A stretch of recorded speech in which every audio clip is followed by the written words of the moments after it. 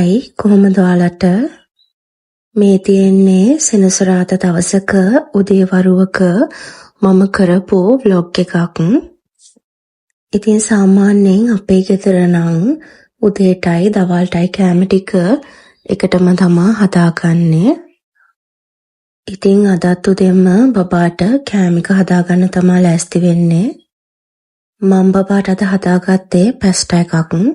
තම්බගත්ත pasta වලට butter cheese එකතු කරලා බිත්තරයක් එකතු කරලා තමාද මම මේ පැස්ටා එක හදාගත්තේ. ඉතින් බබා කන අතරතුරේදී මම හදාගන්නේ මේ සොයා මීට් එකක්. සොයා මීට් කියලා කියන්නේ ඉතින් නිතරම කන්න හොඳ දෙයක් නෙමෙයි. හැබැයි ඉතින් හරිම ඉක්මනටම ලේසියෙන්ම හදාගන්න පුළුවන් දෙයක්. හොඳට නටනුණු වතුරේ මම මේ සොයා මීට් ටික විනාඩි 10ක් විතර පොඟව ගන්නවා. ඊට පස්සේ වතුර බේරලා අයින් කරගන්නවා.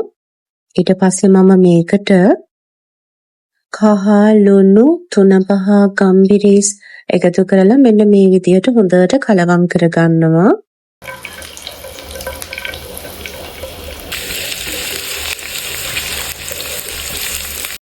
ඊට පස්සේ භාජනයක් ලිපේ තියලා ඒකට තෙල් දාලා තෙල් ටික රත් වේගෙන එද්දි මම ලුණු සුදු ලුණු කරපිං ශාම මිරිස් මේ හැමදේම දාලා ඒ ටික හොඳට තෙලෙන් මැලවිගෙන එද්දි මම අර සොයා මීට් ටික එකතු කරගන්නවා කෑලි මිරිස් එක්කම.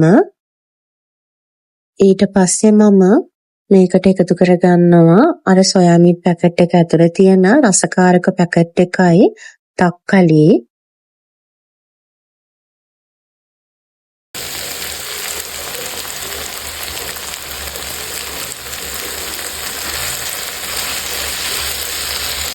ඉතින් මම සොයා මීට් හදද්දී ලිපෙන් බාගෙන අන්තිමටම සීනි ටිකක් එකතු කරලා කලවම් කරගන්නවා. එතකොට මේ සොයා මීට් එක හරිම රසයි. ඉතින් ඔන්න ඔය විදිහට දවල් කෑමත් ලෑස්ති කරගත්තා. ඉතින් අල්මාරියේ තියෙන රෙදි වගේක් අස් කරගන්නකම් බබා චුට්ටක් ඇඳට වෙලා සෙල්ලම් කර කර හිටියා.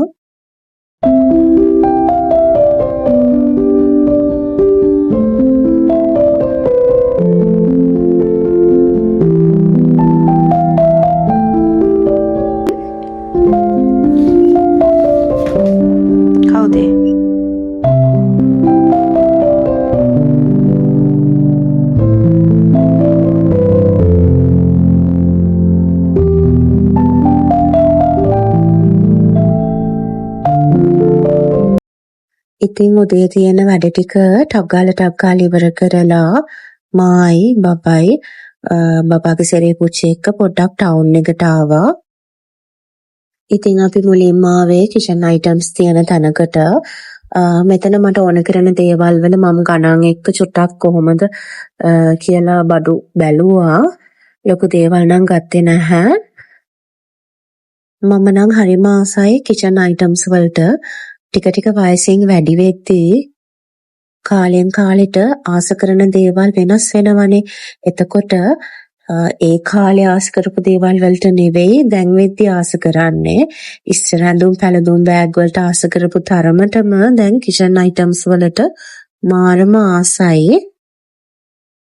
ඉතින් මම හිතනවා ඕනම ගෑනු ළමෙක්ට ටිකක් වයසින් වැඩි වෙද්දී ලස්සන කිචන් එකක් එතකොට ඒකට තමන් ආස විදිහේ කිචන් අයිටම්ස් කියලා කියන්නේ හරිම ලස්සන අත්බැහියක් වෙන්න ඇති.